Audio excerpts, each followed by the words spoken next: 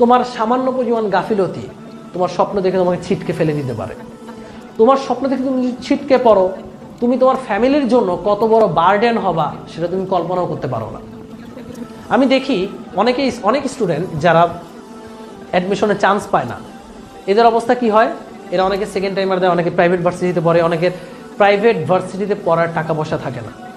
সায়েন্সের একটা সাবজেক্ট নিয়ে তুমি যখন প্রাইভেট ভার্সিটিতে পড়বা, তোমার 20 লাখ টাকা এমনি অটোমেটিক যাবে। এত টাকা একটা ফ্যামিলির পক্ষে অনেক সময় বেয়ার করা সম্ভব হয় না। ফ্যামিলিতে অনেক বিপদ আপদ আসতেই পারে, তাই না? সো তুমি কি তোমার ফ্যামিলির জন্য বার্ডেন হতে চাও? তুমি কি তোমার সোসাইটির জন্য বার্ডেন হতে চাও? নাকি উল্টা এই 20 লাখ টাকা স্টুডেন্ট থাকা অবস্থায় ইনকাম করে বাবা মার কাছে দিতে চাও যে এই নাও বাবা মা? It all depends on you. You have time. এখনো তোমার হাতে টাইম আছে।